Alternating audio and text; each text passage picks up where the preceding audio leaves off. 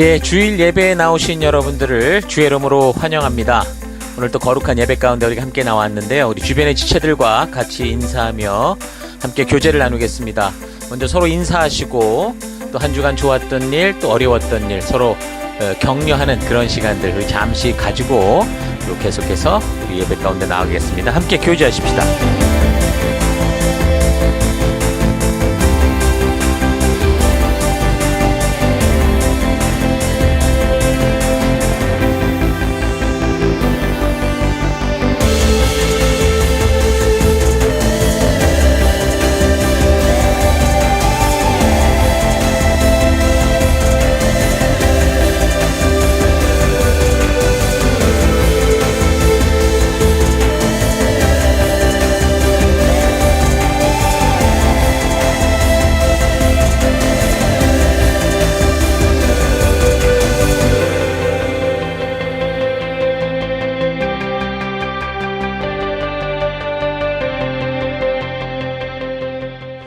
예, 이제 우리가 예배 가운데 나아가기 전에 우리 잠시 지난 주간 우리의 삶들을 되돌아보십시다.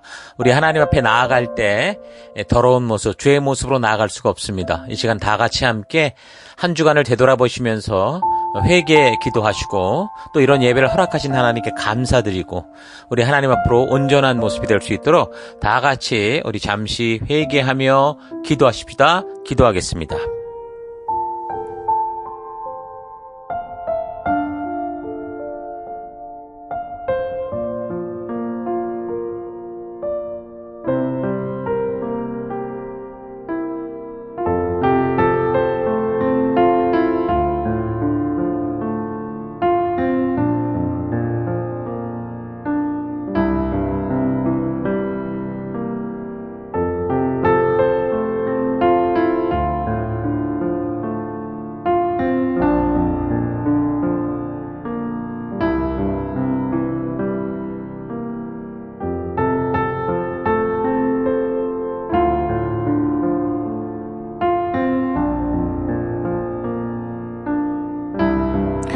하나님, 지난 한 주간 은혜와 사랑으로 지켜주신 하나님을 찬양하며 감사드립니다. 우리가 주의 사랑으로 살면서도 늘 부족했고 또 욕심과 타협하며 살아왔던 삶을 회개합니다. 하나님, 주의 은혜로 회복되기 원합니다. 참된 예배자가 되며 복음의 증인되기 원합니다. 하나님, 이 시간 우리가 예배로 나아갑니다. 우리 예배를 받아주옵소서. 예수님 이름으로 기도했습니다. 아멘. 자, 이제 다 같이 우리가 함께 주일 우리 찬양과 경배로 나아가겠습니다. 할렐루야!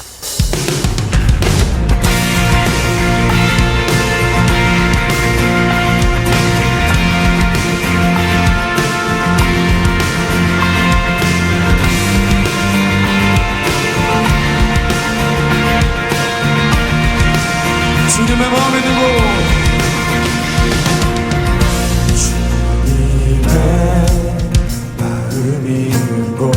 주님의 시선이 밀고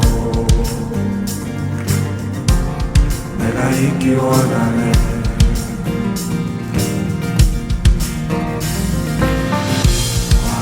광야에 꽃을 피우시고 사막에 강물을 내시는 주의 놀라운 손길 마르고 꽃은 시드나 주의 말씀은 영원하네.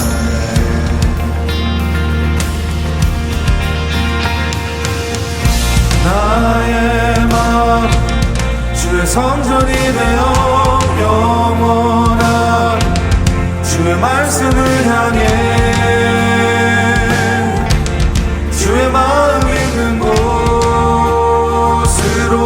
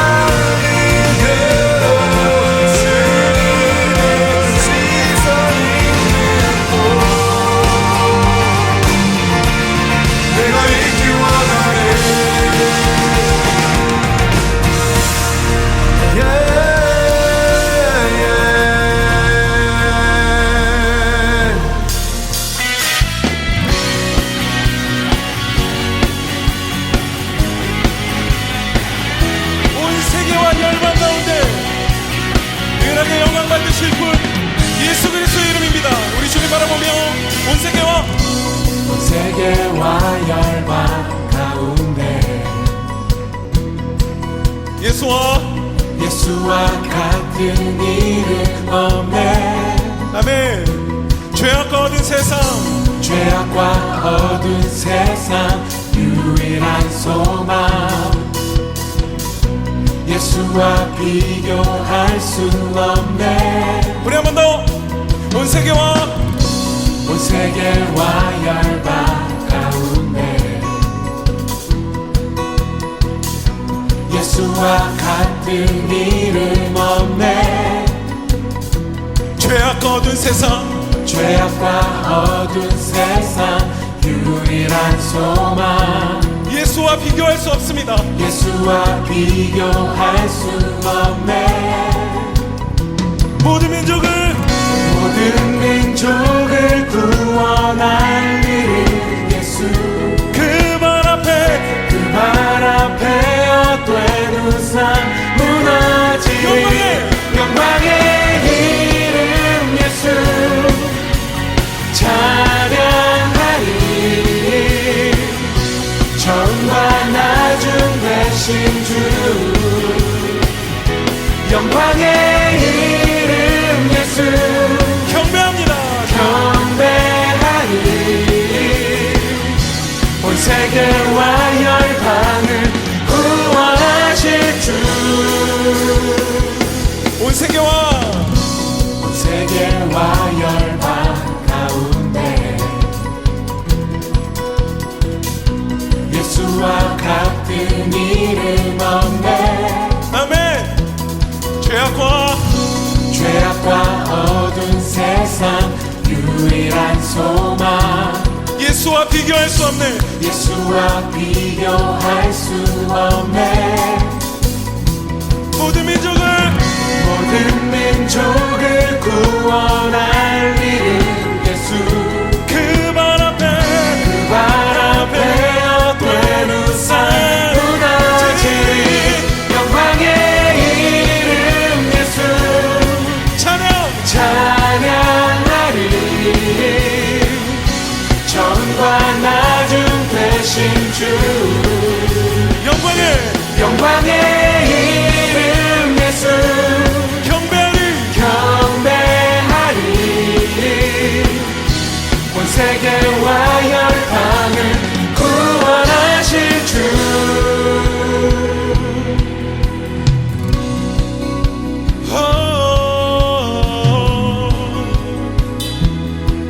영광의 이름 능력의 이름 예수 모든 민족을 구원할 이름 예수 그 발 앞에 헛된 우상 무너지리. 모든 민족을 구원할 이름 예수 그 발 앞에 헛된 우상 무너지리. 모든 민족을 구원할 이름 예수 그 발 앞에 헛된 우상 무너지리. 영광의 이름 예수 찬양하리. 전과 나중 되신 주 영광의 이름 예수 경배하리. 온 세계와 열방을 구원하신 주 영광의 이름 예수 찬양하리. 전과 나중 되신 주 영광의 이름 예수 경배하리. 온 세계와 열방을 구원하실 주. 할렐루야. 영광의 이름 능력의 이름 예수 그리스도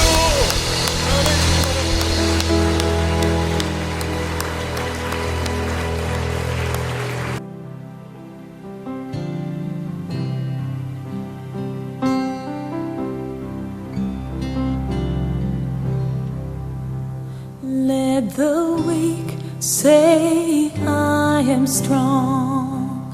Let the poor say I am rich. Let the blind say I can see.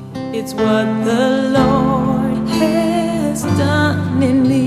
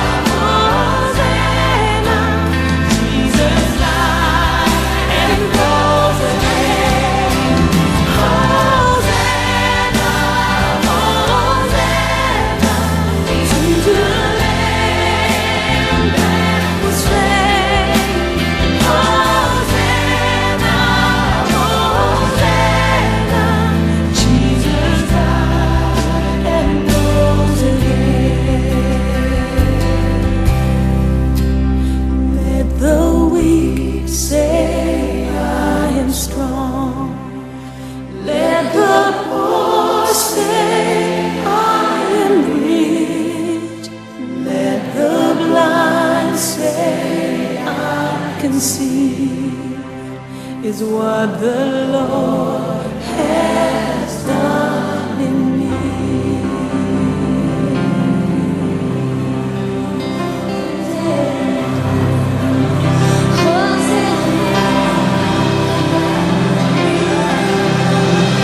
Sing Hosanna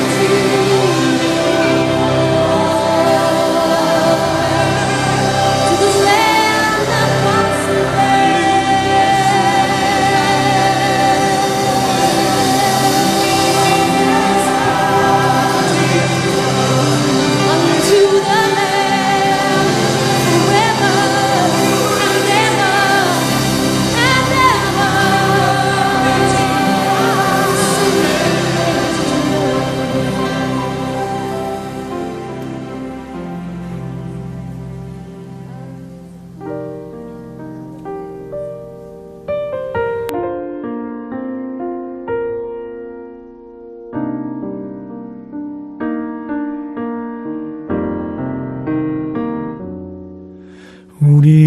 내겐 소원이 하나 있네. 주님 다시 오실 그날까지 우리 가슴에 새긴 주의 십자가 사랑, 나의 교회를 사랑케 하네. 주의 교회를 향한 우리 마음, 희생과 포기와 가난과 고난, 하물며 죽음조차 우릴 막을 수 없네. 우리 교회는 이 땅에 임한 교회를 교회 되게, 예배를 예배 되게 우리 사용하소서. 진정한 부흥의 날 오늘 임하도록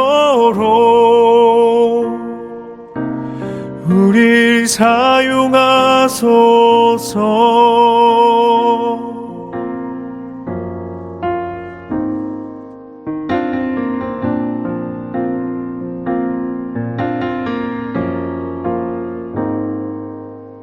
주의 교회를 향한 우리 마음, 희생과 포기와 가난과 고난, 하물며 죽음조차 우릴 막을 수 없네. 우리 교회는 이 땅에 임한 교회를 교회 되게, 예배를 예배 되게 우리 사용하소서. 진정한 부흥의 날 오늘 임하도록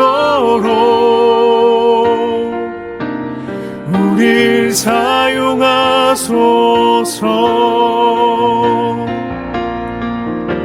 성령 안에 예배하리라. 자유의 마음으로 사랑으로 사역하리라.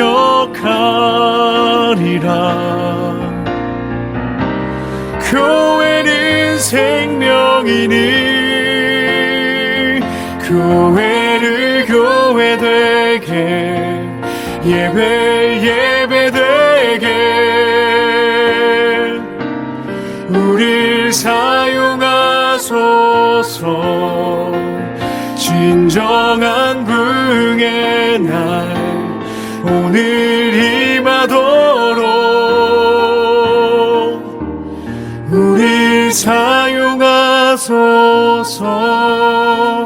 진정한 부흥의 날 오늘 임하도록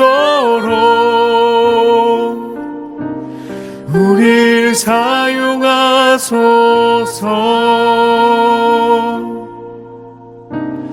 우릴 사용하소서.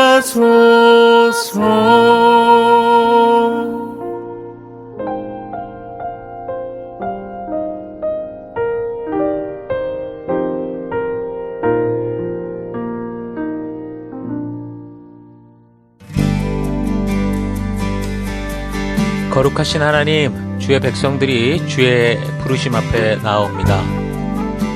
지치고 상한 영혼들, 외롭고 곤고한 하루하루를 보내는 이들, 육신의 질병과 마음의 고통으로 지친 영혼들, 하나님 간절한 소망이 있는 영혼들을 위로하여 주시고 치료하여 주시고 거룩한 생명의 길로 인도하여 주옵소서. 각자의 예배 처소에서 주의 얼굴을 구하며 우리 주의 인자하심이 있는 예배로 서 있습니다. 우리의 예배를 받아주옵소서. 주의 거룩한 지성소에서 우리들을 오라 하실 때 예수의 피를 힘입어 겸손히 나아가는 우리가 되기 원합니다. 다 같이 사도신경을 고백하겠습니다. 나는 전능하신 아버지 하나님 천지의 창조주를 믿습니다. 나는 그의 유일하신 아들 우리 주 예수 그리스도를 믿습니다. 그는 성령으로 잉태되어 동정녀 마리아에게서 나시고 본디오 빌라도에게 고난을 받아 십자가에 못 박혀 죽으시고 장사된 지 사흘 만에 죽은 자 가운데서 다시 살아나셨으며 하늘에 오르시어 전능하신 아버지 하나님 우편에 앉아 계시다가 거기로부터 살아있는 자와 죽은 자를 심판하러 오십니다. 나는 성령을 믿으며 거룩한 공교회와 성도의 교제와 죄를 용서받는 것과 몸의 부활과 영생을 믿습니다. 아멘. 하나님, 우리의 이 고백이 단지 입술의 고백이 아니라 예배 순서로서의 고백이 아니라 우리의 삶으로 드러나는 고백, 우리 삶의 향기가 되고 우리의 그리스도의 편지로서 드러나는 우리가 되기 원합니다. 오직 주만 바라봅니다. 예수님 이름으로 기도했습니다.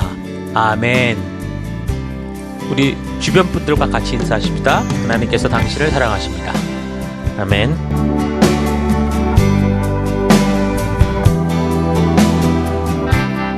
예, 2월 11일, 우리 2월 11일 하나님 말씀 함께 살펴가도록 하겠습니다. 오늘 열왕기하 이제 20번째 시간입니다. 오늘은 이제 나훔에 관련된 역사를 살펴보려고 합니다. 보복하시는 하나님, 보복하시는 하나님, 이런 제목으로 함께 말씀 살펴가도록 하겠습니다. 본문에 해당되는 나훔서 1장 1절에서 8절까지 봉독해 드리겠습니다. 이것은 엘고스 사람 나훔이 니느웨가 형벌을 받을 것을 내다보고 쓴 묵시록이다. 주님은 질투하시며 원수를 갚으시는 하나님이시다. 주님은 원수를 갚으시고 진노하시되 당신을 거스리는 자에게 원수를 갚으시며 당신을 대적하는 자에게 진노하신다. 주님은 좀처럼 노하지 않으시고 권능도 한없이 많으시지만 주님은 절대로 죄를 벌하지 않은 채 내버려 두지는 않으신다. 회오리 바람과 폭풍은 당신이 다니시는 길이요 구름은 발밑에서 이는 먼지이다. 주님께서는 바다를 꾸짖어 말리시고 모든 강을 말리신다. 바산과 갈멜의 숲이 시들며 레바논의 꽃이 이운다. 주님 앞에서 산들은 진동하고 언덕들은 녹아내린다. 그의 앞에서 땅은 뒤집히고 세상과 그 안에 모든 것은 곤두박질한다. 주님께서 진노하실 때에 누가 감히 버틸 수 있으며 주님께서 분노를 터뜨리실 때에 누가 감히 견딜 수 있으랴. 주님의 진노가 불같이 쏟아지면 바위가 주님 앞에서 산산조각난다. 주님은 선하심으로 환난을 당할 때 피할 피날처가 되신다. 주님께 피하는 사람은 주님께서 보살펴 주시지만 니느웨는 범람하는 홍수로 쓸어버리시고 원수들을 흑암 속으로 던지신다. 예. 자, 우리는 지난주까지 이사야서를 다루었었는데요. 남유다의 그 역사, 그러니까 우시야 왕, 요담, 아하스, 그리고 이제 히스기야 왕 시대와 관련된 이야기들이었었죠. 히스기야 왕 같은 경우 종교개혁을 일으키면서 악했던 아버지 그 아하스가 저질렀던 그 잘못들을 다 고쳐가고 온 나라를 하나님 말씀대로 세우는 그런 일들을 해가고 있었는데, 그때 우리가 살폈던 것처럼 그런 히스기야를 크게 흔들어 혼란을 줬던 나라가 있었습니다. 그게 바로 아수르였죠. 그래서 오늘은 이 아수르에 대해 이제 하나님께서 멸망을 예고하시는 말씀, 이 나홈서를 살펴보려고 합니다. 그러니까 나홈서는 아수르, 아시리아와 관련된 말씀이죠. 이미 우리는 요나서를 통해 이 니느웨에 대한, 아수르에 대한 얘기를 살폈는데, 여긴 또다시 이제 그 아수르와 관련된 말씀을 이제 살피게 되는 겁니다. 자, 아수르의 역사는 이미 살폈던 것처럼 홍수 후에 그 노아의 아들 셈의 후손이었던 아수르라는 사람의 후예들이었고, 그래서 창세기 10장 11절 12절을 참고하면 아수르가 이제 정착한 도시들이 이제 함의 자손이었던, 함의 손자였던 니무롯의 영향 아래 존재했던 것을 우리가 알 수 있었습니다. 화면에 표에 나와 있는 이 연대표는 BC 2000년 이전의 그 어떤 정확한 연대는 잘 맞지 않지만, 근데 이제 전체적인 흐름은 맞으니까 흐름으로 살펴보면 메소포타미아 지역에서 이제 수메르 문화가 시작이 되는데, 이 바벨론과 아수르가 그 같은 메소포타미아 지역에서 서로 패권을 다투며 살아왔었다고 그랬죠. 한 사람은 셈의 자손이고 한 사람은 함의 자손이라 그랬습니다. 자, 그러다가 BC 1300년경 이 아수르가 메소포타미아 지역에 이제 패권을 장악을 하고 그 이후 한 400~500년간 이 메소포타미아 지역의 모든 것을 주도하게 됩니다. 그래서 메소포타미아 지역은 이 바벨론의 이 카사이트 왕조가 무너지면서 터키, 그러니까 소아시아 지역의 히타이트 제국도 막 힘이 약해질 때, 그리고 남쪽에서는 또 이집트 제국도 약화될 때 이 아수르 제국이 이제 아수르가 이제 제국으로 성장하게 되는데, 그래서 BC 830년경 이 니느웨를 중심으로 했던 그 영토가 나중에 이제 BC 670년경에는 메대로부터 해서 소아시아의 할리스강 그리고 남부의 이집트까지 제국의 모습으로 확장이 되죠. 지리적으로 아시리아는 메소포타미아 북부 이 티그리스강, 빨간색으로 나와 있는데 그 상류 쪽에 위치합니다. 그러니까 역사적으로 수도를 이곳저곳으로 옮기기도 했는데 니느웨, 아수르 여기가 아주 중요한 아시리아의 중요 수도 지역이었죠. 지난 몇 번에 걸쳐서 이제 분열왕국의 역사를 다루면서 우리는 이스라엘과 아수르와의 연관된 사건들을 여러 번 살폈습니다.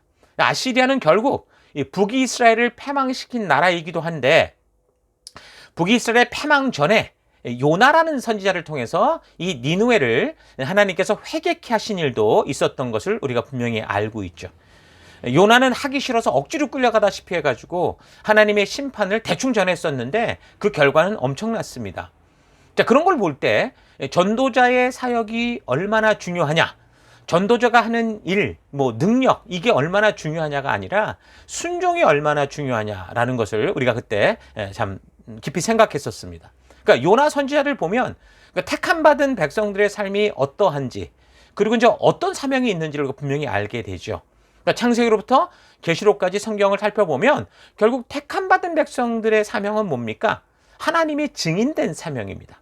열방의 제사장 나라가 되는 그것이 그냥 우리의 존재의 목적, 우리의 정체성이라는 거죠. 그러니까 아브라함으로부터, 그리고 이제 출애굽 이후 시내산에서의 그 약속들을 볼 때도 그 사실을 우리가 정확히 알 수 있죠. 우리는 열방의 제사장으로 부름받았다라는 걸 알 수 있습니다. 또 지난주까지 살폈던 이사야 선지자를 통해서도 분명하게 말씀하시는데, 하나님께서 우리를 열방 속에 하나님을 알리는 증인으로 부르셨다라는 걸 확실하게 말씀하고 있죠. 이사야 43장 10절, 나 여호와가 말하노라, 너희는 나의 증인, 나의 종으로 택함을 입었다라고 말합니다. 또 더 나아가서 신약에서도 예수님께서 그렇게 말씀하십니다. 우리를 하나님의 증인, 복음의 증인으로 보내셨다라고 분명하게 우리에게 우리의 정체성을 알게 하십니다. 그러니까 하나님의 자녀됨을 알게 된 사람으로 가장 영광스럽고 축복된 그 일이 뭐냐? 바로 우리가 하나님의 증인된 삶이 됐다는 거죠. 나를 통해 하나님을 보여주는 그런 존재가 됐다라는 겁니다. 그러니까 믿음의 백성으로 가장 가치 있는 일이, 그래서 하나님의 하나님 되심을 전하는 것, 우리로 하여금 세상 사람들이 하나님이 살아계시다라는 것을 알게 하는 것, 그걸로 빛이다, 소금이다, 또 증인이다, 이렇게 우리가 얘기를 하는 거죠. 그래서 증인이라는 말은 단지 신약 시대에 나와서 던져지는 그런 말이 아니고요. 이미 처음부터 하나님께서 우리를 그렇게 증인으로 부르신, 그러니까 성도의 정체성이다라는 거 여러분 잘 기억하실 수 있기를 바랍니다. 그래서 우리는 이 전도하는 것을 잘 알아야 되는데, 이 전도하는 것을 되게 사람들은 교회로 데려오는 거다라고 생각할 수 있는데요. 그건 정확히 말하면 전도가 아니고 인도인 거죠. 그러니까 전도자란 뭡니까? 그러니까 하나님의 마음, 이 성경의 역사를 통해 하나님의 마음을 알리는 사람입니다. 그러니까 하나님을 바르게 알게 하고 하나님의 진심이 무엇인지를 알리는 게 전도라는 거죠. 그래서 진짜 전도자는 창세기부터 계시록까지 하나님께서 성경에 옮기신 당신의 마음을 사람들의 마음속에 옮겨 심어주는 사람, 그러니까 이런 사람을 전도자라고 할 수 있습니다. 그래서 저희가 이제 1:1 교제를 할 때 4권에 보면 전도라는 주제를 가지고 우리가 한 8주 정도 다루게 되는데, 바로 거기에 이런 사실들을 분명하게 전할 수 있도록 우리가 함께 배워가고 있습니다. 그래서 우리 교회 모든 성도들이 그런 증인, 그러니까 하나님이 우리를 부르셨기에 그런 전도자로서 온전한 정체성을 가지고 우리의 삶 자체가 그렇게 빛된 하나님의 백성 되기를 기대하고 소망합니다. 구원받은 사람들이 하는 일이라고는 교회당만 왔다 갔다 하는 게 아닙니다. 성도로 부름받은 하나님의 백성들은 열방 속에 하나님을 알리는 증인들이죠. 그래서 그저 밥 사주고 시간 내주고 어려운 문제들을 들어주고 같이 있어주는 이런 것만이 전부가 아니라는 거예요. 그것들은 왜 그럽니까? 하나님의 마음을 알게 하기 위해 닫힌 문을 열게 하는 거라는 거죠. 그래서 교회에서 이루어지는 모든 게 그래요. 그게 예배가 됐던 셀 모임이 됐던 아니면 봉사가 됐던 그 무엇이 됐던 그 목적이 다 똑같다라는 거죠. 그래서 우리 할 일은 하나님의 마음을 바르게 알고 바르게 전해서 그 사람 스스로가 그 살아계신 하나님과 인격적인 관계를 맺을 수 있도록 그렇게 주도적인 하나님의 사람을 세워가는 겁니다. 그러니까 나의 제자를 만드는 게 목적이 아니고요. 하나님의 마음을 알고 그 사명에 서는 예수님의 제자를 세우는 게 바로 부름받은 성도들, 모든 교회가 해야 되는 거룩한 사명이요. 우리가 모여있는 목적이라는 겁니다. 그래서 여러분들은 먼저 어떻게 돼요? 부지런히 하나님의 말씀을 창세기부터 계시록까지 이 성경의 역사를 따라 온전히 배우고 알아서 하나님의 진심을 만나야 돼. 거듭나야 되는 겁니다. 그리고 뭘 하는 거예요? 전해야 되는 거죠. 그래서 우리가 전하는 것을 두려워하지 말아야 돼요. 왜냐하면 전도자의 어떤 능력, 사람의 능력으로 사람을 회개케 하고 교회로 오게 하는 게 아니라 사실은 성령 하나님의 역사로 그 사람들의 마음이 변화되는 것이라고 성경이 말씀하고 있기 때문입니다. 내가 정성을 들이고 노력해도 되지 않는 변화들이 바르게 말씀이 들어가서 그 말씀 속에서 하나님의 진심을 만날 때 되더라는 거예요. 그래서 내 정성의 결과일 때는 대부분 어때요? 나중에 진정한 말씀대로 살아가는 순종을 요구할 때, 정말 하나님이 좀 제대로 좀 만나려고 할 때, 나를 부르신 그 부르심으로 나를 부르실 때 다 떠나는 걸 볼 수 있습니다. 그럼 예수님께서도 그 놀라운 일들을 베푸실 때, 기적을 베푸실 때 많은 사람들이 왕이 되어달라고 쫓아왔지만 진정으로 예수님께서 그들을 복음의 증인으로 부를 때 그들은 다 떠나갔습니다. 요한복음 6장의 얘기 아닙니까? 그러니까 사람들은 육신의 만족을 원하지만 예수님은 뭐예요? 우리에게 우리를 살리는 영혼의 온전한 영생의 길을 주시려고 하는 거예요. 그래서 육신에 원하는 것이 채워져서 교회로 모여든 사람들은 영혼을 살리는 말씀들의 요구를 받을 때 육신이 원하는 것을 채우기보다 오히려 절제하고 버려야 되잖아요. 나는 이렇게 기대하고 왔는데 내 기대와 다르기 때문에 떠나는 거죠. 그러니까 삶이 바뀌는 진정한 변화는 어떤 신비한 체험이 아니고요. 그 말씀, 하나님의 역사가 나를 깊이 만질 때, 하나님의 진심을 내가 만날 때, 거듭날 때 이루어지는 겁니다.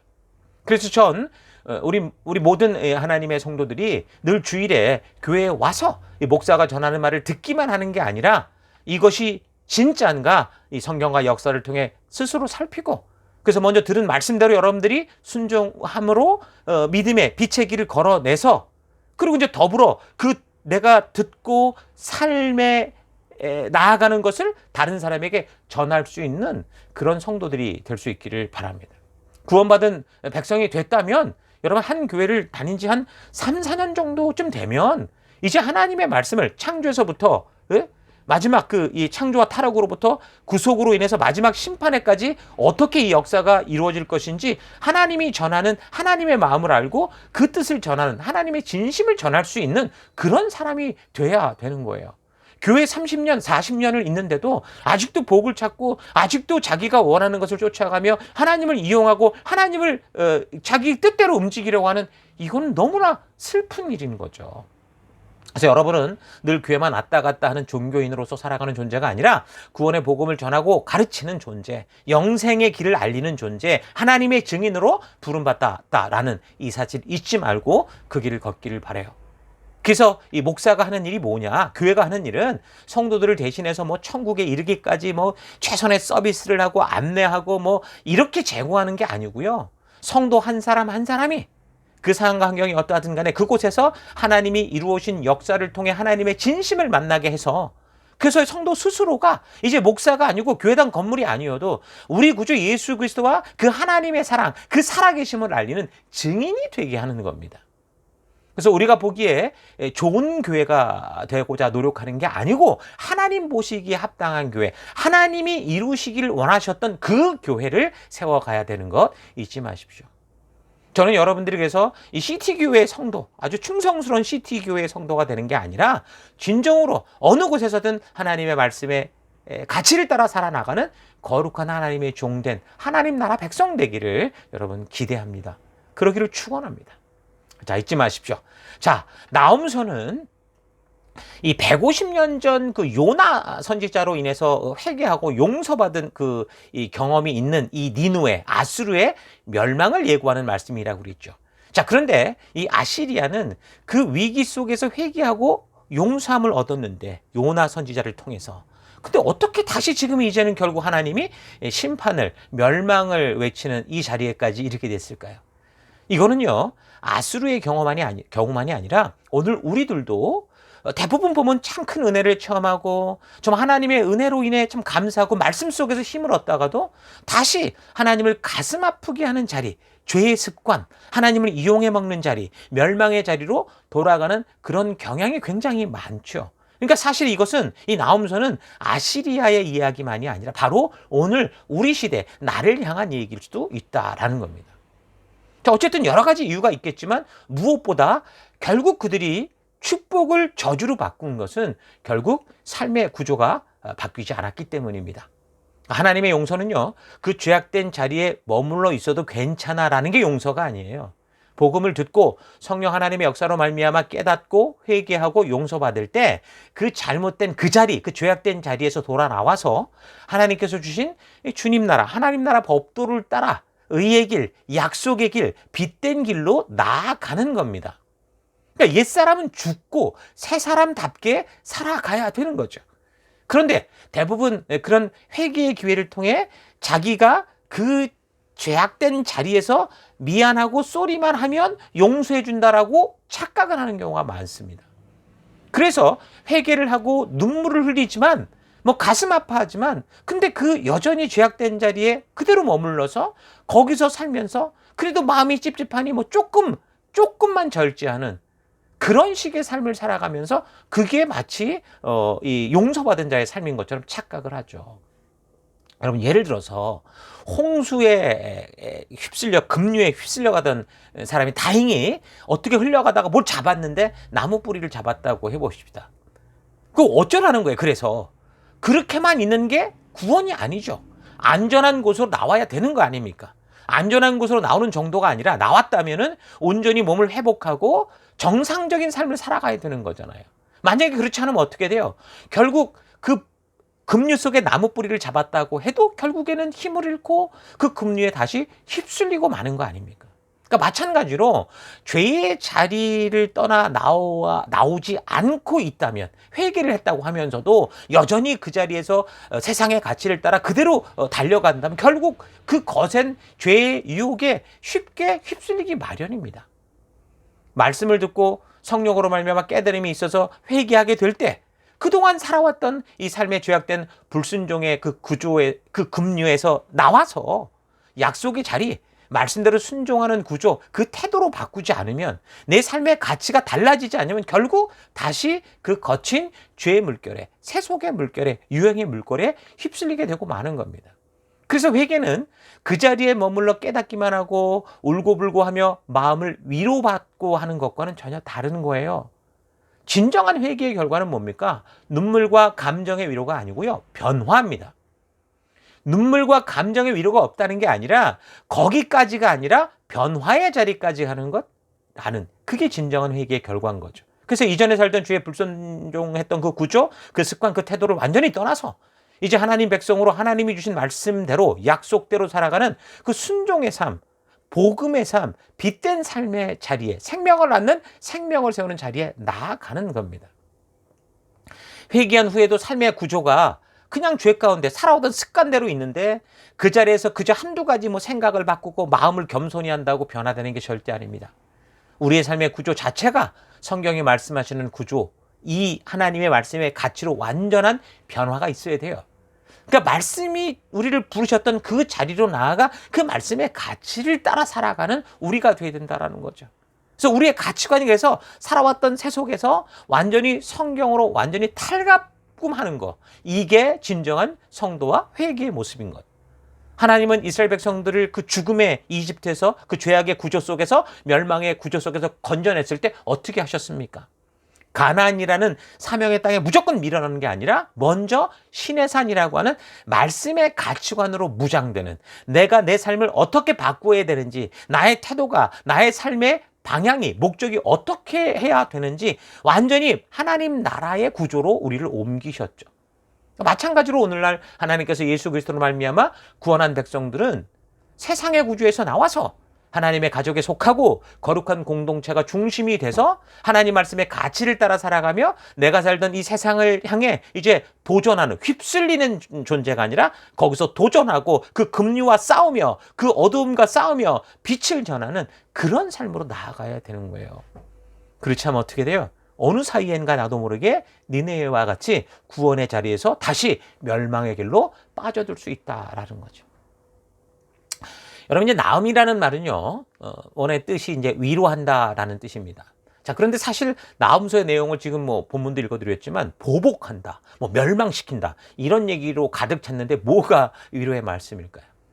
자, 이 말씀은 위로라는 것은 어느 입장이냐에 따라 달라집니다. 그는요, 이런 무서운 심판이 이스라엘이 아니라 이스라엘을 괴롭히는 이 아수르를 향한 것이기 때문에 그 아수르의 위협과 공격 속에 허덕이는 이스라엘이 들을 때는 하나님의 보복과 하나님의 이런 이 멸망의 심판의 이 경고가 바로 아수르를 향한 것이기 때문에 이스라엘에게는 위로가 되는 거죠. 그래서 아까 역사적으로 이 연관성을 볼 때 이 북이스라엘의 아합 왕과 예후 왕과 연관이 있으니까 이 아시리아가 BC 870년경으로부터 따지자면 그 계속해서 거의 남유다 왕국까지 살펴보면 거의 200년 이상, 250년 가까이 이스라엘을 괴롭혀 왔던 그런 나라인 것을 알 수 있어요. 물론 북이스라엘의 경우 200년이 넘도록 하나님께서 계속 불순종하여 왔다는 그런 삶을 우리가 분명히 볼 수 있지만, 그래서 하나님은 아수르를 그 북왕국을 심판하는 심판의 도구, 회초리로 사용하셨었죠. 자, 그런데 이 아수르 민족이 하나님께서 경고를 하라고 회초리를 보내면 팔을 부러뜨려 버리고, 혼을 내주라고 하면 살가죽을 벗기는 식으로 마치 자기가 하나님보다 더한 존재처럼 가서 잔인한 그런 심판을 했던 걸 우리가 알 수 있습니다. 그러니까 우리가 히스기야 시대에 그 산헤립 왕이 침략했던 그 사건을 통해 알 수 있듯이 아주 자기들이 하나님을 위에 서서 하나님을 조롱하고 만홀히 여기는, 교만하기 그지없는 그런 짓들을 했던 거죠. 하나님이 회초리의 기회를 줬는데 도가 넘어선 행위들을 해왔기 때문에 이제 이스라엘로서는 그런 이 아수르는 너무 두려움의 대상이었던 거예요. 자, 그러니까 여러 왕들이 그 두려움을 이기지 못하고 어떻게 했던 거예요? 하나님을 의지하지 못하고 자꾸 아수르에게 비굴하게 굴복하거나 아니면 반대로 남쪽에 이집트를 쫓아가서 살려달라고 하는 그런 현상을 나타내는 거죠. 그래서 이제 하나님께서 이 나라, 이 아수르를 향해서 보복하겠다, 심판하겠다라는 이런 강하고 아주 단호한 하나님의 뜻을 전하니까 당연히 두려움에 떨던 유대인들에게는 위로가 되는 그런 말씀인 거예요. 그래서 나음서의 의미가 위로한다라는 의미가 있는 겁니다. 자, 이 나음서는요, 저작 시기를 한 BC 664년부터 612년 사이일 거라고 봅니다. 이제 항상 성경이 언제 저작됐는지를 아는 게 중요한데, 성경은 이게 그런 정보를 정확히 지금 기록하지 않은 경우가 많다고 그랬죠. 그래서 그럴 경우 우리 어떻게 된다고 그랬습니까? 최대한 성경 본문의 내용을 근거로 추측을 해가야 된다고 그랬어요. 그래서 본문의 내용을 통해 볼 때 나음서 3장 8절에 좀 어떤 우리가 단서를 잡을 만한 그런 내용이 나오는데, 거기에 보면 노아몬, 그러니까 테베라고 하는 그 지역을 점령시키는 그런 사건에 대한 얘기가 나옵니다. 아수르 왕, 이 아슈르바니팔이 이집트가 반란을 일으켰을 때 BC 664년에 이집트의 도시들을 굴복시킨 사건을 언급하면서 이게 지금 나오는 거기 때문에 이걸 참고하고, 그리고 나음서가 아수르의 멸망을 예언하는 것을 볼 때 기록 시기는 아수르가 망하기 BC 612년 이전 어느 사이라 이렇게 볼 수 있는 거죠. 그래서 이제 아마도 그 점령 그 시기였던 664년부터 아마도 612년 멸망하기 전까지 아니냐, 그렇게 보는 겁니다. 또한 본문의 내용으로 볼 때 아수르의 괴롭힘이 도를 지나친 어느 시점이었을 거 아닙니까? 하나님이 회초리로 썼는데 이들이 가서 아주 교만한 짓을 했던 어떤 타이밍이라고 볼 수 있는데, 사실 그 시기를 정확히 알기는 어렵지만 대부분 우리가 보면 많은 사람들이 볼 때 산헤립 왕이 히스기야 왕을 공격할 때 아주 교만하게 행했던, 우리가 지난번 살폈던 그때다라고 보통 생각을 합니다. 자, 근데 시기적으로 볼 때 히스기야 사건은 BC 701년 정도에 있었기 때문에 이 테베 점령 사건이 발생한 BC 664년과 연관해 볼 때는 좀 가능성이 없다고도 봐요. 자, 그러니까 과거로부터 아수르가 얼마나 오만한 짓들을 해왔는지 하나님께서 알고 계신다라는 거를 강조하는 거라고 볼 수 있습니다. 자, 그러나 지금 요나 선지자 이후에 가장 최고의 전성기 시절로 아수르의 교만과 오만이 극에 달해서 심판이 다가오는 시기다라고 그렇게 보면 요나 이후에 아수르 최고 번영 시기, 그러니까 망하기 전 바로 그 기간이 아닐까 추측할 수 있기 때문에 이때 이제 아수르 왕이 누구냐면 영토를 이집트까지 확대했던 에살핫돈이거나 또는 그의 아들 아슈르바니팔이었을 것이다. 이제 그렇게 보는 거죠. 그래서 이스라엘로 말하면 그 시기가 요시야 왕이 다스리던 시기라고 볼 수 있습니다. 근데 우리가 아직 요시야 왕에 대해서는 살피지 않았거든요, 역사적으로. 그래서 우리가 이번에 열왕기하에 이제 그 역사를 살핀다고 했는데, 우리가 열왕기하의 역사를 이제 왕들의 역사를 살피면 마지막 남유다의 멸망까지 살피기 때문에 그 사이의 왕이었던 요시야를 우리가 이제 살펴야 되는데, 그래서 이제 지금 이제 먼저 연대기 순서로 살펴놓고, 그 다음에 이런 사건이 어느 왕쯤 있었나를 우리가 좀 알아갈 수 있도록 그렇게 지금 우리가 연대기 순서를 맞춰 살피고 있습니다. 자, 그래서 남유다는 계속해서 북동쪽의 그 아수르, 남쪽의 이집트 등 이 강대국들의 등살에 시달릴 수밖에 없는 그런 지리적 위치, 남유다만이 아니라 지금 팔레스타인 지역이 그랬잖아요. 그러니까 이스라엘에 위치한 지역이 보면 소아시아와 메소포타미아 그리고 이집트가 만나는 어떤 삼각 지점이라고 볼 수 있어요. 그래서 이제 어느 쪽에서든 자기들이 세력을 확대하고 영역을 넓히려고 할 때면 반드시 그 강대국들이 지나다닐 수밖에 없는 그런 길목이라는 거죠. 그래서 이 삼각지점 중앙에서 만약에 이들이 힘을 잃는다면 끊임없이 그냥 이 세 곳에서 그냥 끊임없는 강대국들의 힘들에 짓밟혀서 굴복당하는 그런 두려운 삶을 살 수밖에 없었던 겁니다. 자, 그래서 하나님은 항상 그 손바닥만한 이 이스라엘, 한국의 강원도 땅만 할 거예요. 그 손바닥만한 이스라엘을 그곳으로 이끄셨고 그곳에 정착해 하셨기 때문에 그 백성을 이끄는 하나님이 보호자가 되시고 인도자가 되어주시겠다. 그렇게 약속을 하셨던 거죠. 그리고 짓밟힌다고 생각하면 세 쪽 방향에서 오는 적들을 만난다고 두렵지만 거꾸로 하나님이 꿈꾸셨던 대로 이 지점을 통해서 세계로 복음을 전한다라고 생각을 해보세요. 그러면 한 곳에서 곧바로 세계 방향으로 복음이 전파돼서 세계 전역으로 뭐 유럽으로, 아시아로, 아프리카로 복음이 전달될 수 있는 굉장히 중요한 위치다라고 볼 수 있죠. 사실 이런 사건이 언제 벌어졌냐? 바로 신약의 성령 임재 사건을 통해 이 일들이 벌어지게 됩니다. 성령의 임재 사건으로 말미암아 결국에는 교회가 생겼고 교회가 핍박받을 때 결국 지금 이 경로를 따라 이 복음이 확 퍼져가는 그런 현상을 우리가 분명히 볼 수 있죠. 그래서 작지만 열국들에 의해 짓밟히는 그런 존재가 아니라 세계의 제사장 나라, 열국의 제사장이 되게 하기 위해서 하나님은 그들을 이제 신의 산에 불러주신 거고 그곳에서 그들의 정체성을 알게 하신 거고 그들의 사명을 알게 하신 거고 그래서 그 땅에 들어갔을 때 그 사명 가나안 땅에 들어갔을 때 뭐 젖과 꿀이 흐르는 곳에서 복받고 배불리 먹고 살아라 이걸 넘어서서 이 열방, 이 온 세계를 향한 복음을 전하는 그런 하나님의 백성으로서의 그런 명령과 약속을 주시는 거예요. 여러분, 오늘 사는 우리도 하나님 없이 세계 속에 설 수 없는, 하나님 없이는 도저히 이 세계 속에서 우리의 힘을 어떻게 발휘할 수 없는 아주 연약한 존재들이죠. 언제라도 쉽게 죽을 수 있는. 그러니까 전적으로 하나님의 이 보호와 하나님의 인도가 필요한 그런 존재들이라는 겁니다. 그런데 그 약속에 대한 순종의 삶이 없으면 어떻게 돼요? 지금 지도를 통해 보듯이 우리가 복음을 전하는 주체자가 되는 게 아니라 세속에 짓밟히는 그런 피해자가 될 수 있다라는 거죠. 하나님도 분명히 이런 사실을 알고 이 백성들에게 힘을 주시기 원하시오.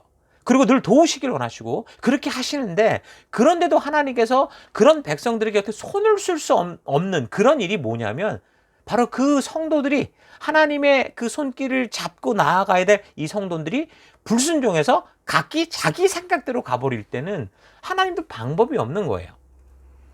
자기의 의지를 가지고 믿지 않고 자기 고집과 욕심대로 가버리면 하나님도 어쩌시지 못하는 거예요. 하나님의 능력이 없어서가 아니라 하나님이 바로 우리를 그런 자유의지를 주어 창조하셨기 때문입니다. 그래서 하나님은 계속 돌아오기를 권하시지만 끝까지 자기 고집과 욕심대로 산다면 결국은 이 백성들이 징계와 심판의 길로 갈 수밖에 없는 거예요. 그래서 그 불순종에 대한 대가는 하나님의 경고대로 하나님이 이미 말씀하신 대로 임하게 되는데 그 징계의 도구로 쓰임받는 이 큰 나라들 아수르, 바벨론, 블레셋, 아람, 암몬, 모압, 이집트 이 모든 나라 이 나라들이 항상 그런 기회를 주면 교만하게 하나님이 허락하신 징계의 수준을 넘어서 오히려 택한 백성들의 가죽을 베끼고 괴롭히는 그런 오버를 하죠. 그래서 하나님이 이제 온 나라를 향해 그런 공정한 심판을 하시는 겁니다. 그래서 그 징계의 대상이 된 아수르에 대한 예언이 적힌 이 나훔서 안에는 무슨 위로가 될 말이 없어요. 이미 이제 심판의 말이고 너 이랬지 이제 끝이야 라는 거기 때문에. 그래서 이 나훔서는 사람들이 성경에서 잘 보지 않는 책이죠. 봐봐야 뭐 보복한다 죽인다 이런 얘기밖에 없으니까. 그래서 이 책이 주목받지 못하는 이유는 잘된다 복준다 그런 말이 전혀 없기 때문입니다.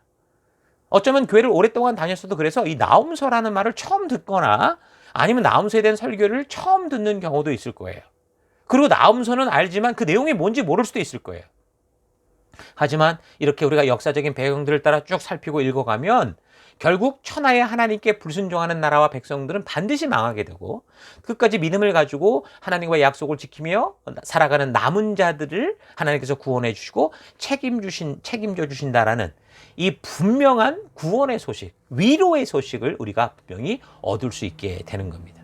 그래서 이 나훔서는 피하고 우리가 보지 않으려고 하는 그런 책이 아니라 오늘 우리 시대처럼 정직한 자들의 억울함을 보며 답답한 마음으로 하나님에 대한 원망이나 섭섭한 마음이 슬쩍 올라오는 그런 사람들에게 정말 진정한 위로를 주는 하나님의 깊은 마음이 있는 책이다라는 걸 우리가 분명하게 알 수 있는 거죠. 자, 이런 서론적인 내용들을 기억하시면서 이제 그 본문의 내용들을 보면 1장 1절 니느웨에 대한 경고 곧 엘고스 사람 나훔의 묵시의 글이다 이렇게 말합니다.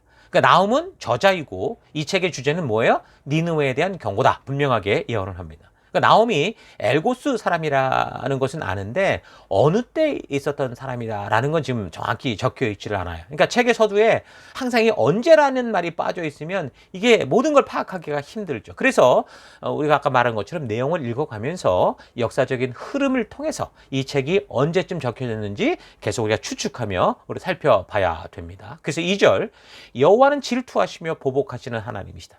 여호와는 보복하시며 진노하시되 자기를 거스리는 자에게 여호와는 보복하시며 자기를 대적하는 자에게 진노를 품으신다. 자, 여러분 우리가 보통 성경을 보거나 설교를 들을 때 이런 얘기를 잘 듣지 못합니다. 항상 우리가 아는 하나님은 은혜로우시고 자비로우시고 노하기를 더디하시며 긍휼이 크시고 사랑이 많으시고 좋으신 하나님이시다 라고만 듣고 있지 하나님의 또 다른 이런 실제 모습을 잘 보지 않고 듣지 못했죠. 3절 여호와는 노하기를 더디하시며 권능이 크시며 벌 받을 자를 결코 내버려 두지 아니하시느니라. 여호와의 길은 회오리 바람과 광풍에 있고 구름은 그의 발에 티끌이로다. 그러니까 이 말씀은 하나님은 본래 더디 화내시고 정말 오래 참으시는 그런 분이신데 그분이 맞는데 하지만 때가 되면 죄를 결단코 용서하지 않는 분이다. 그러니까 죄의 문제를 그냥 덮어놓고 가는 분이 아니다. 결코 내버려 두지 않는다라는 이 사실을 분명하게 알게 합니다. 우리는 여태까지 늘 용서하시고 오래 참으시는 하나님에 대해서 들어왔지 용서 안 하시는 하나님, 보복하는 하나님 이런 얘기를 잘 듣지 못했어요. 자, 그러다 보니까 어때요? 죄를 짓는 게 너무 우습게 보이는 거죠. 이 세상을 살다 보면 어쩔 수 없는 일 아닌가? 그렇게 이제 얘기하면서 타당성을 자기에게 부여하면서 합리화하면서 이제 아예 하나님 앞에서 대놓고 죄 짓고 회개하면 될 거 아니야. 이런 식으로 아예 두려움 없이 살아가는 경우가 많습니다. 교회 성도들이 죄를 십자가로 말미암아 해결받고 용서받아서 그래서 담대해지는 게 아니라 이제는 죄를 짓고도 뻔뻔스러워져서 간이 부어있는 그런 모습들을 많이 본다는 거죠. 그래서 세상도 교회를 향해 그런 교회를 향해 고개를 돌리는 현상들이 나타나는 거예요. 그동안 교회들이 전부 강단에서 바른 직면을 하지 못하고 성경에 좋은 것만 먹였던 거예요. 없는 걸 먹이진 않았겠죠. 없는 걸 먹이면 그건 2단 3단으로 다 드러나니까. 먹이긴 먹였는데 성경으로 따지면 불과 얼마 1, 2%도 되지 않는 그 좋아 보이는 것만 먹였다라는 거예요. 나머지는 전혀 먹이지 않았던 거죠. 그래서 다시 말하지만 성경을 부분적으로 보는 건 너무 위험합니다.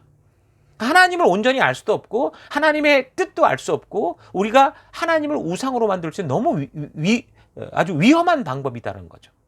그래서 존 칼빈 같은 경우도 성경도 안 읽어보고 믿는 신앙은 거의 미신에 가깝다 이렇게 얘기를 했습니다. 누가 뭐 예수 믿으면서 죄를 지으려는 그런 사람이 있겠습니까? 자, 그런데 타락한 인간의 마음은 저절로 죄를 만들어내는 제조공장과 같다는 사실을 잊지 말아야 돼요. 그래서 날마다 우리가 말씀으로 우리를 바르게 잡는 날마다의 무릎 꿇음이 없으면 우리는 자연스럽게 죄악된 생각과 그 마음으로 세상의 유행으로 휩쓸려 가게 되어 있습니다. 예수님께서 우리 죄를 씻어주셨을 때 우리는 분명히 정결한 사람이 됐어요. 완벽한 하나님 앞에 거룩한 사람이 됐지만 근데 중요한 건 뭐예요? 우리가 그래서 우리의 뇌가 바뀌어진 것도 아니고 우리의 기억이 없어진 것도 아니잖아요. 다시 말하면 우리 육체는 우리의 삶은 여전히 죄의 기억과 죄의 습관을 가지고 있더라는 거죠. 여러분 누군가 사투리를 평생 써왔다고 하면 그것을 표준말로 바꾸는 게 쉽지가 않죠. 그래서 바른 표준말을 쓰려면 의도적으로 잘 생각하고 조심해야 되는데 그렇지 않으면 무의식적으로 사투리가 튀어나오는 거죠. 그런 것처럼 우리는 태생부터 타락하고 오염된 죄악에 물들어 있기 때문에 우리가 하나님의 말씀으로 우리의 마음을 다스리지 못하면 본능적으로 자신도 모르게 욕심을 따라 행해버리고 만다라는 거죠. 여러분 어떤 부모가 자녀에게 거짓말 가르치고 핑계를 가르치고 남을 모함하는 걸 가르쳤겠습니까? 아니죠. 근데 우리 아이들은 부모가 가르치지 않았어요. 그런데도 그런 죄악된 모습들을 금배 배워요. 부모는 이 죄된 모습을 때려서라도 고치려고 하는데 그런데 아이들은 이상하게 그것을 쉽게 버리지 못한다는 거죠. 그래서 우리는 항상 어떻게 돼요? 스스로 하나님의 말씀으로 우리의 마음을 다스리는 삶을 살아가야 되는 거예요. 그러니까 마찬가지로 우리 신앙에 있어서도 우리는 계속해서 이 말씀으로 깨어 있어야 된다는 거예요. 여러분 그 영화 뷰티풀 마인드라는 거 아시죠? 그 주인공 이 러셀 크로우가 완전히 뭔가 이 잘못된 생각에 사로잡혀가지고 계속 뭔가 이상한 환상을 보고 이상한 사람들을 보잖아요. 근데 그가 결국에는 회복이 됐다고 했는데 영화의 맨 마지막 장면을 보면 거기에 여전히 자기를 괴롭혔던 환상의 사람들이 나오는 걸 봅니다. 그런데 중요한 건 뭐예요? 더 이상 거기에 휩쓸리지 않더라는 거죠. 그러니까 그것처럼 우리 안에 죄의 유혹들이 늘 떠오른다고 해도 그게 아예 없다는 게 아니라 그게 보이고 우리를 유혹한다고 해도 우리는 어떻게 하는 거예요? 알지만 무시하고 이제 말씀 따라 선택하며 하루하루 살아갈 수 있는 그런 힘을 길러야 되는 거예요. 그게 성도의 진정한 성장의 모습인 겁니다. 그래서 3절을 개역 한글 버전으로 보면 여호와는 노하시기를 더디하시며 권능이 크시며 죄인을 결코 사하지 않는다. 그렇게 이제 말씀을 합니다. 그러니까 우리는 하나님은 죄인을 사랑하고 죄를 미워하신다라는 이 얘기를 이제 종종 말하는데 여러분 여기서도 좀 우리가 정의를 정확히 할 필요가 있어요. 하나님께서는 죄인을 절대로 용납하지 않으세요. 성경에서 심판받을 자들을 죄인이라고 부르죠. 누가 심판을 받는다고요? 죄를 고집하고 그 죄에서 떠나지 않고 죄를 끝까지 붙들고 있는 자들을 말하는 거예요. 자, 그렇다면 죄인이란 뭡니까? 죄를 계속해서 고집하고 있고 하나님의 말씀을 고의적으로 외면하는 자들이죠. 강단에서 성경을 통해 하나님 끊임없이 분명한 진리를 말하는데 그것을 계속 거절하는 자입니다. 자기의 욕심대로 가려고 하는 자입니다. 하나님은 나는 이런 존재다. 나는 스스로 있는 자다라고 말하는데 그 사람들은 하나님을 끝까지 자기가 움직이는 노예로 만들려고 하는 거죠. 꼭 흉악범죄를 짓는 게 죄인이 아니고요. 하나님의 말씀대로 순종하지 않고 무시하고 변명하는 자기를 고집하는 그런 죄의 습관을 끝까지 가지고 있는 게 바로 죄인이라는 거예요. 그러니까 하나님은 이렇게 죄를 고집하며 살아가는 그런 죄인은 결코 사하시지 않아요. 심판의 길로 갈 수밖에 없습니다. 정확히 말하면 하나님의 구원의 방법을 외면하고 자기 길을 고집함으로 말미암아 스스로 결국은 죽음의 구렁텅이 죄악으로 지옥으로 빠지게 되는 거예요. 여러분 늘 말하지만 사람들이 억울하게 속아서 지옥으로 가는 일은 없습니다. 그러니까 사람 스스로가 지옥이라는 종착지를 향해 달려가는 죄를 어떻게 하냐, 끝까지 붙잡았고 하나님이 안 된다고 말해도 놓지 않았고 하나님의 부르심을 외면하고 있었기 때문에 결국 그 길의 끝이 심판의 자리가 된 거죠. 여러분, 하나님은 죄를 고집하고 있는 죄인을 사랑하는 게 아니고요, 자신의 죄를 깨닫고 어찌할 수 없어 눈물 흘리며 회개하는 그런 죄인, 그래서 그 하나님의 사랑으로 돌아오는 그 죄인을 사랑하시는 거예요. 회개하고 죄로부터 떠나 하나님의 약속과 명령을 따라 살아가는 사람들을 하나님이 사랑하시고 하나님이 복 주시고 하나님이 책임지시는 거예요. 자, 이런 말을 정확하게 하지 않고 바른 정의를 내리지 않으면 사람들은 하나님이 죄를 고집하고 있는 그런 어떤 사람이라도 다 용납해 주시고 이해해 주신다라고 착각을 합니다. 아니죠. 하나님은 죄를 고집하는 사람들로 인해 가슴이 찢어져요. 그래서 안타까워서 어떻게 하셨어요? 예수님의 생명까지 대성물로 주셔서 그 문제를 해결하려고 하셨단 말이죠. 그러니까 죄를 끝까지 고집할 때 그거 어떻다라는 거, 거꾸로 하나님은 분노하시고 심판하신 하나님으로 그들 앞에 나타난다라는 거예요. 여러분, 성경의 역사를 보세요. 그 죄를 청산하는 역사 아닙니까? 그 죄를 청산하기 위해서 하나님은 독생자 아들 예수 그리스도를 이 땅에 보내셨고 십자가에 죽으시리만큼, 그래서 꼭 죽어야만 했어야 될 만큼 이 죄의 문제는 심각한 문제고 반드시 우리와 결별돼요. 우리 안에서 떠나가야 될 문제라는 거죠.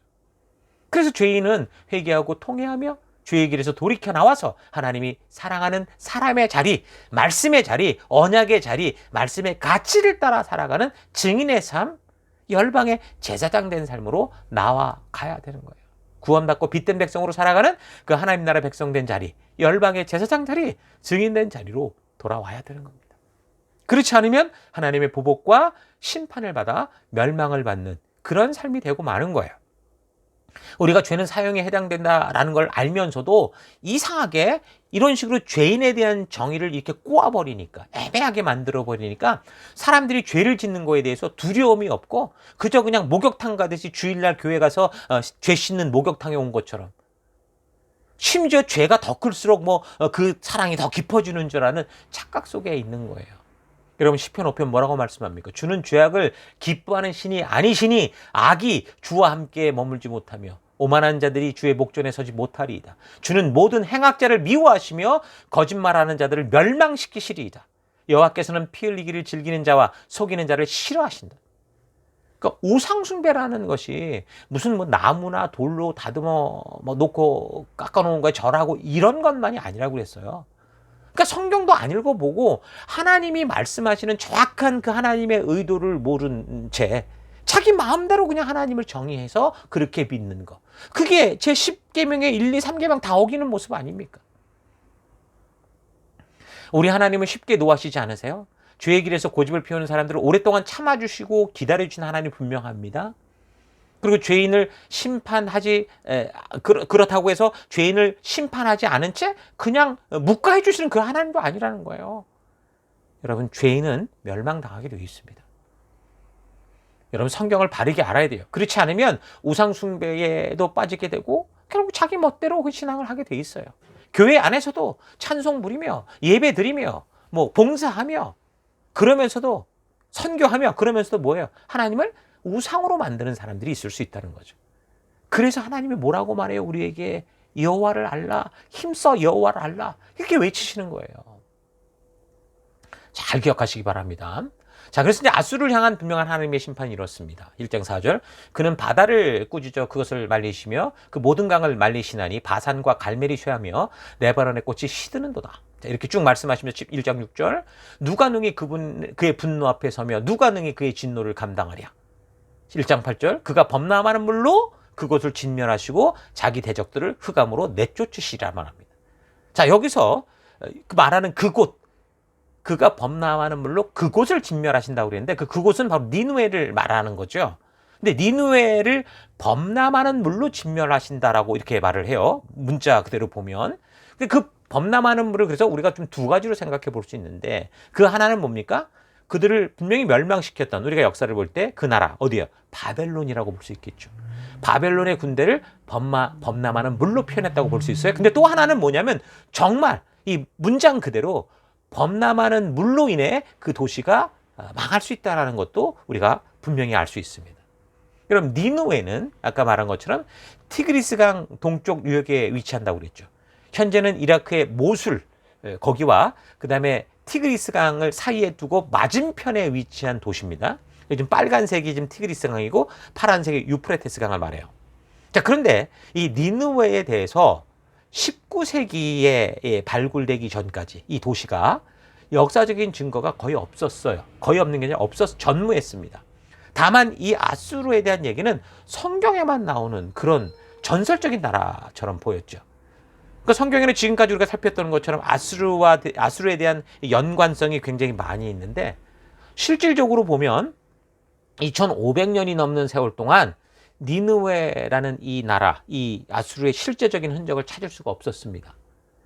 심지어 그 역사 속에 헬라의 그 알렉산더 대왕 같은 경우는 그가 전쟁을 나갈 때 역사학자들을 데리고 다니면서 굉장히 그런 역사의 조예가 깊었던 것 같아요. 역사의 흔적들을 많이 찾았다고 하는데 근데 그가 이끌어가는 군대가 지금 여기 니느웨의 도시 위에 진을 치고 거기서 야영을 했는데도 거기가 자기들이 진을 치고 야영했던 거기가 니느웨 성터인지는 몰랐다는 거죠. 그래서 고고학자들이 성경에는 지금 이 아수르가 비중이 크게 나오는데 뭐 그에 대한 아무런 증거를 발견하지 못하니까 봐라 이 성경은 가짜다. 이건 그냥 전설일 뿐이다. 이런 식으로 주장하기도 했어요.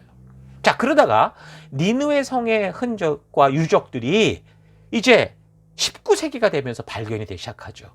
여기 나훔서 1장 1절 또 1장 8절에 예언한 그대로 그게 성취됐던 그 모습대로 나왔어요. 물에 덮여 있었던 거죠. 물로 인한 흔적, 모래에 덮였던 거예요.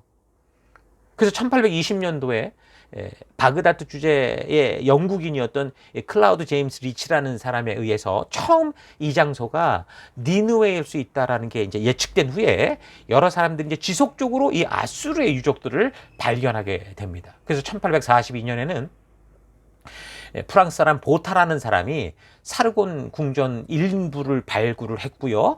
1845년, 50년의 경에는 영국 사람 레이어드가 살마네셀 3세 궁정터를 발굴을 해요.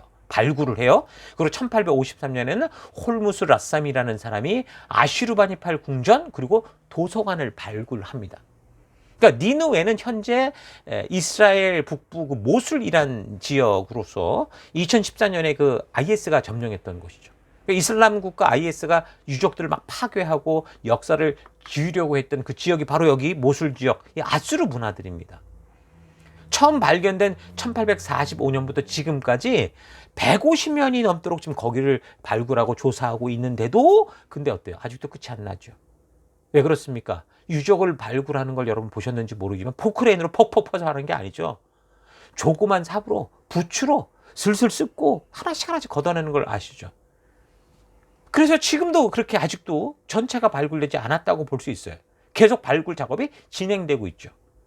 그리고 이제 그렇게 해서 어쨌든 발견된 니느웨 성을 보니까 크기가 요나서에서 말하는 것처럼 사흘길을 3일길을 가야 되는 것만큼 큰 거는 아니더라는 거죠.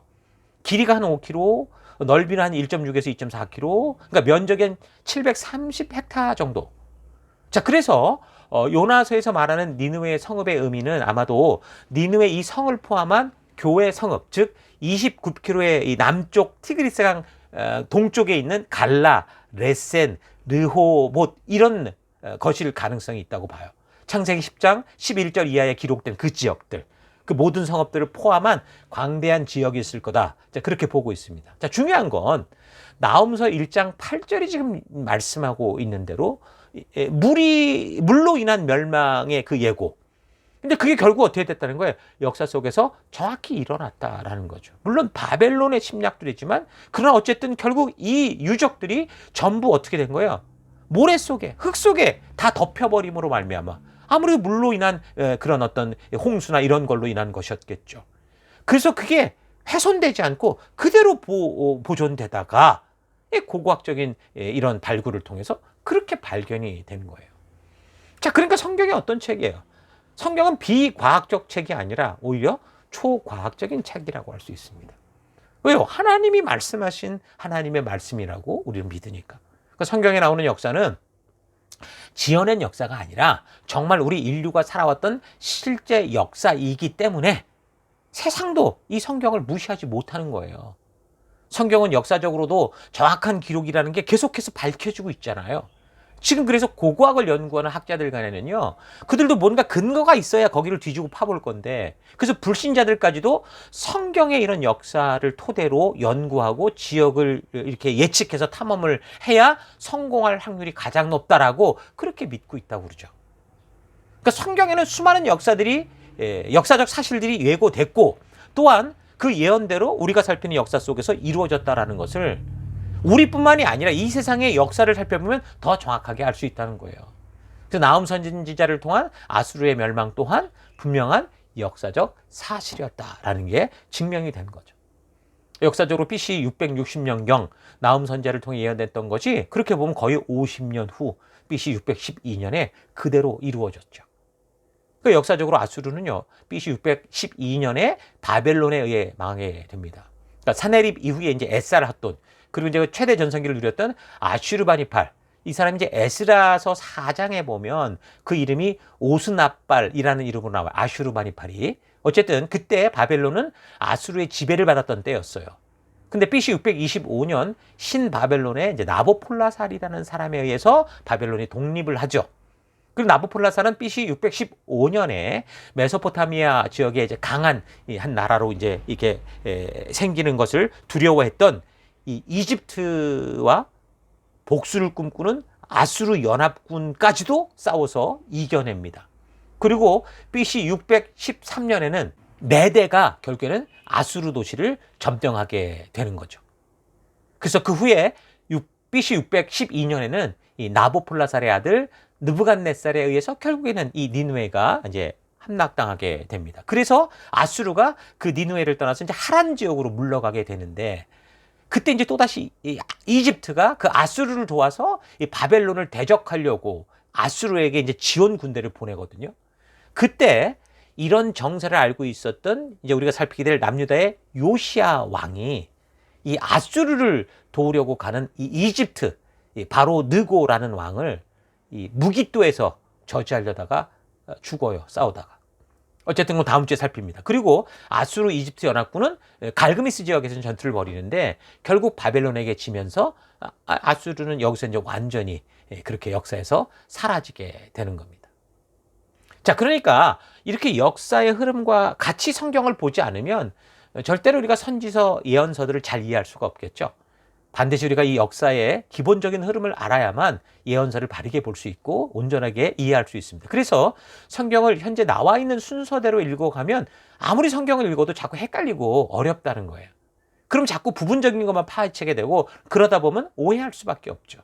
그래서 반드시 우리는 이 역사 전체를 알고 그 역사의 흐름 바탕 위에서 어떤 분위기, 어떤 상황 속에서 이 예언자가 왜 이런 예언을 외쳤는가를 알아야만 비로소 우리가 이 예언서를 통해 이 선지자들을 통해 말씀하는 하나님의 진정한 의도, 그 뜻을 바르게 알게 되는 겁니다. 자, 나훔서의 내용은 뭐 길지 않아요. 책이라고 하기도 너무 짧죠. 그러나 이 안에 지금 하나님을 무시하고 모멸하며 만홀히 여긴 그 삶의 끝이 결국 어떻게 되는가라는 걸 분명하게 드러내 보여주고 있습니다. 그러니까 하나님께서 그 죄를 어떻게 처리하시는지, 그리고 우리가 살아가는 이 역사들이 결국은 누구의 뜻대로 어떻게 흘러가고 있고 그 역사의 끝이 결국 어디에 이르게 되어 있는가를 분명하게 보여주고 있습니다. 또한 하나님은 믿음으로 사는 백성들에게, 그런 흐름 속에서도 끝까지 말씀 따라가는 백성들에게 뭘 약속하십니까? 당신이 책임지실 것이고, 그리고 죄를 고집하는 죄인들은 결국은 심판하신다라고 하는 분명한 하나님의 명령을, 하나님의 뜻을 알려주시는 겁니다. 그래서 1장 2절에 그런 말이 나오는 거예요. 여호와는 질투하시고 보복하시는 하나님이다. 자기를 거스리는 자에게 여호와는 보복하시고 자기를 대적하는 자에게 진노를 품으신다.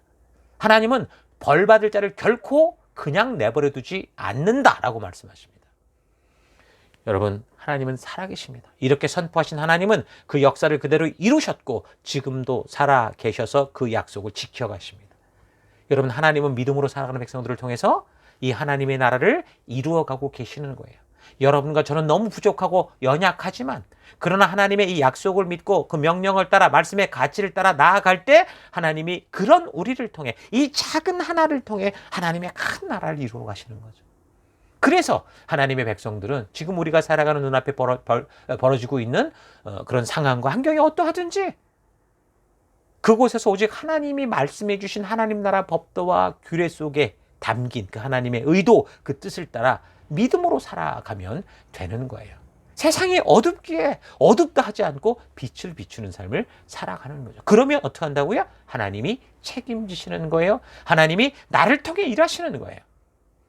여러분, 이 세상을 보면서 결코 실망하지 마십시오. 이 세상은 아웃 오브 컨트롤 상태가 아니라 하나님의 언더 컨트롤 상태라는 거 여러분 절대 잊지 마시고, 여러분이 지금 처해 있는 상황과 환경이 어떤 모습이든 힘을 내서 거룩한 하나님의 백성답게 살아가는 여러분 되시기를 주의 이름으로 축원합니다. 자, 오늘 살핀 이 나훔서를 통해서 여러분 성경의 역사적 사실이 어떻게 이루어져 갔는가 좀 잘 되새겨 보시고, 오늘 우리가 살아가는 삶의 현장에서 절대 교만하지 말고, 비록 우리는 작은 교회고 또 비록 작은 나지만 우리에게 나에게 맡겨진 사명들을 성실하게 하나하나 일궈감으로, 우리의 작은 힘을 함께 힘을 모아서 주신 그 길로 나아감으로 하나님 나라의 역사를 이루어내는 그런 히스토리 메이커들이 될 수 있기를 주의 이름으로 축원합니다. 오늘도 힘내십시오. 여러분이 들은 말씀 잘 기억하시고 이 한 주간도 여러분 삶의 곳곳에서 그런 빛된 주의 백성 되기를 바랍니다. 자, 우리 들은 말씀을 가지고 우리 잠시 묵상하며 기도하겠습니다. 다 같이 묵상하십시다. 여러분, 살아가는 삶의 현장이 너무 두렵고 혼란스러우십니까? 나의 미래가 어떻게 될 것인지, 내가 이렇게 믿음으로 살다가 어떤 길로 갈 것인지 여러분 두렵습니까? 여러분, 말씀으로 위로받길 바랍니다. 반드시 당신의 뜻을 이루어 가시는 우리 하나님을 바라보면서 하나님의 말씀대로 살다가 당하는 그런 황당한 상황과 환경들로 인해 여러분 억울해하지 마십시오. 오직 우리가 할 길은 믿음의 길을 걷는 거죠. 그것을 통해 하나님이 하나님 나라를 이루어 갈 것이기 때문입니다. 아수르라는 나라의 힘은 너무나 강력했습니다. 근데 사실 그 아수르의 힘도 보니까 뭐예요? 그 아수르의 힘이 아니었어요. 하나님이 저들을 통해 이 열방을 잘 살게 하기 위한 회초리로 사용했었는데, 그들이 그런 하나님보다 높아지니까 눈에 보이는 것이 없어지고, 그래서 너무 잔인했고 교만하니까 그 교만의 끝이 뭐였습니까? 결국 멸망이었습니다. 잠언 16장 18절 이렇게 말하죠. 교만은 패망의 선봉이요 거만한 마음은 넓어짐의 앞잡이다. 그러니까 교만은 어떤 똑똑한 사람이든 강하고 위대한 나라든 심지어 하나님께 쓰임받았던 사람이든 결국 그 교만은 파멸로 이끌고 그 거만한 마음은 속히 망하는 지름길로 이끌고 마는 겁니다. 자, 이곳에 있는 이 여러분들은 다 젊고 도약하는 그런 시기의 나이에 있기 때문에 제가 볼 땐 분명히 여러분들은 지금보다 나은 내일을 맞이하게 될 거예요. 여러분, 그렇지만 지금 이 배고픔을 움켜쥐고 확실치 않은 미래로 인해 여러분 두려워할 수 있겠지만 여러분의 미래는 분명히 지금보다 훨씬 나아질 것을 여러분 믿으십시오. 어떤 사람은 큰 사업체를 가질 거고, 어떤 사람은 큰 권세를 취할 것이고, 어떤 사람은 꽤나 유명한 사람들이 될 수도 있을 겁니다.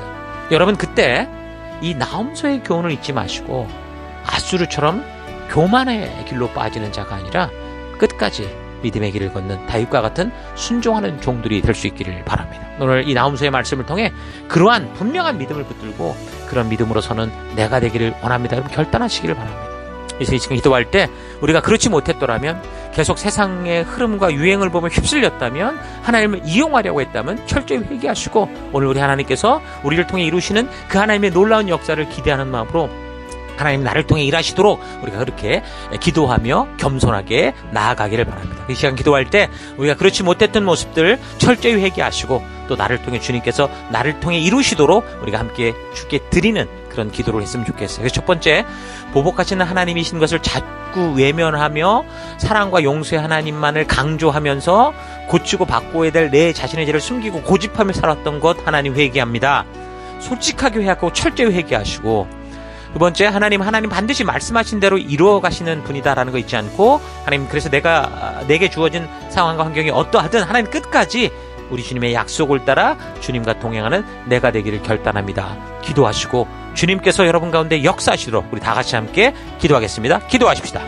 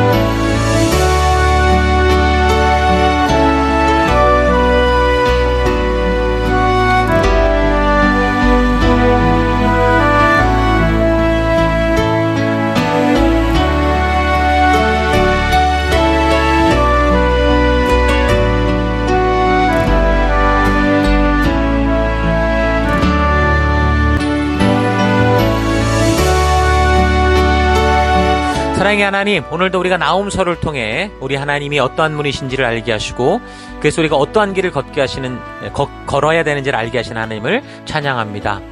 하나님, 정말 주님은 보복하시는 하나님이시다라는 거 성경은 분명하게 알고 있는데 자꾸 외면했고, 사랑과 용서의 하나님만을 강조하면서 내가 하고 싶은 대로 사는 것을 고집해왔던, 내 죄를 숨기고 자꾸 내가 원하는 대로 살려고 했던 것 하나님 회개합니다. 하나님 용서하여 주옵소서. 다시는 그런 길 걷지 않는 내가 되기를 원합니다. 그래서 하나님, 주님께서 말씀하신 대로 주님의 뜻을 이루어 가시는 우리 하나님을 잊지 않고 내게 주어진 나의 상황과 환경이 어떠하든지 하나님 그곳에서, 그 어둠 속에서 끝까지 주의 말씀의 가치를 따라 한 걸음 한 걸음 걷는 내가 되기를 원합니다. 하나님, 우리가 살아가는 이 세상의 역사는 어떤 사람들의 결정에 따라 그 방향이 여러 가지로 바뀔 수 있겠지만, 그러나 오직 하나님의 말씀을 따라 걷는 그 길만이 영원한 길이고 영생의 길이다라는 거 잊지 않고, 하나님 휩쓸리는 자가 아니라 주도하는 자로, 하나님의 그 부르심을 따라 우리가 나아감으로 말미암아 하나님의 살아계심을 알게 하는 그런 믿음의 길을 걷는 내가 되기를 원합니다. 이 한 주간도 그래서 그런 믿음의 길을 걷기를 원하고, 그런 믿음의 길에서 참된 빛된 자 되기를 간절히 바라오며 예수님 이름으로 기도했습니다. 아멘.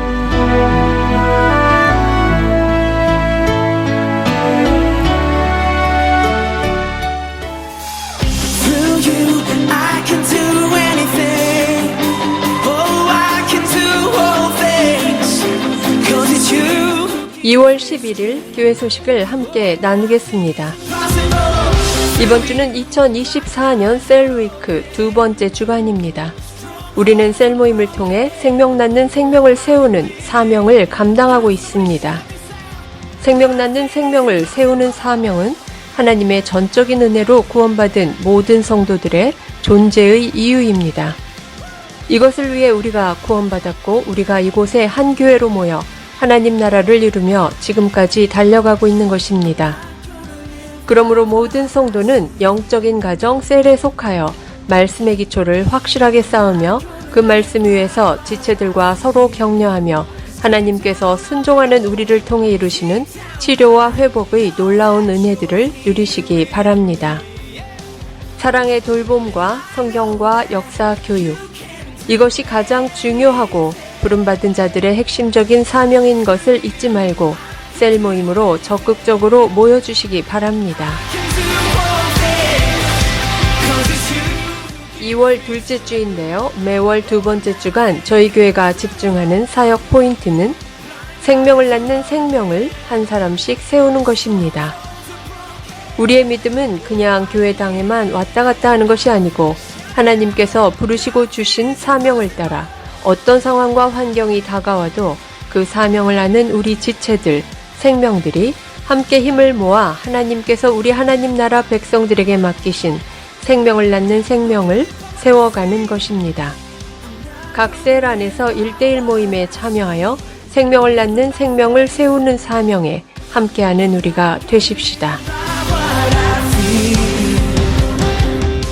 저희 교회를 새로 방문해 주신 지체들을 환영합니다.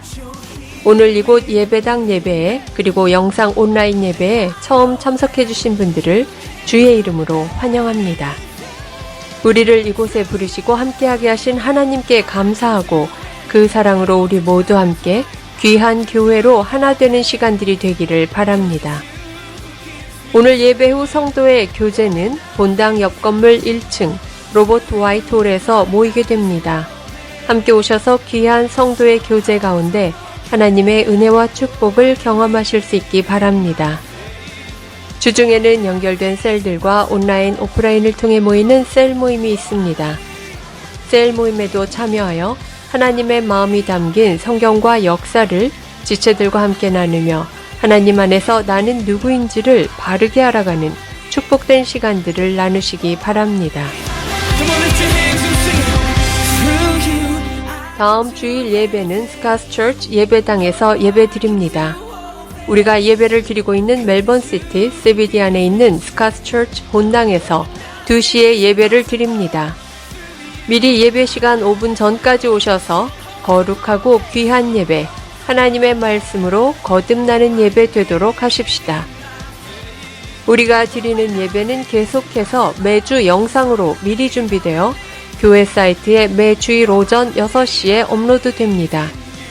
또한 교회 유튜브에도 같은 시간에 업로드가 되니 어떤 이유로든 예배당 예배를 나오지 못하게 되는 경우 각자가 처한 처소에서 각자 가능한 시간에 하나님의 부르심 앞에 스스로 나아가 예배 드리실 수 있기 바랍니다. 내가 처한 어떤 상황과 환경 속에서도 변함없이 거룩한 예배자로 서서 온전한 예배를 드리실 수 있기 바랍니다. 지금까지 2월 11일 교회 소식이었습니다. 한 주간도 믿음으로 말씀 따라 승리하는 여러분들 되시기 바랍니다. 하나님 말씀 예, 계속해서 우리 함께 교회가 존재하는 목적을 외치고 축도로 예배를 마치겠습니다. 2024년 사람을 세우는 교회임을 잊지 않고 살아가는 교회 되기. 그 사명을 감당할 때 사랑을 가지고 사명을 이루는 교회 되기. 하나님이 주신 방향을 잃지 않고 열심을 다하는 교회 되기. 사명을 위해 구별하신 열방의 제사장 나라 거룩한 교회 되기. 어떤 상황과 환경 속에서도 하나님의 말씀대로 용기 있게 순종하는 교회 되기. 아멘. 자, 이런 부르심을 잊지 마시고 우리 각자 보냄을 받고 살아가는 삶의 곳곳에서 이 어두운 땅 가운데 진정한 우리 하나님의 빛을 비추는 귀한 승리하는 삶 되시기를 주의 이름으로 축원합니다. 다 같이 기도하겠습니다. 이제는 우리 주 예수 그리스도의 은혜와 하나님의 그 크신 사랑하심과 성령님의 감화, 감동, 위로, 축복, 충만하심이 오늘 나의 살아가는 이런 삶이 나의 능력과 실력이 아니라 하나님의 은혜로 말미암아 섬기고 베푸는 자로 서게 하시는 하나님의 은혜임을 알고 그래서 더 이상 교만하지 않고 내게 주신 기회를 통해 이 어두운 땅에서 하나님 나라의 빛과 소금으로 서게 하신 하나님의 신실하심을 믿는 믿음으로 진정한 열방의 제사장 나라답게 살기를 결단하는 모든 백성들 머리 위에 이제로부터 영원토록 함께 하실지어다. 아멘. 하나님 말씀에 한 명을 거는 자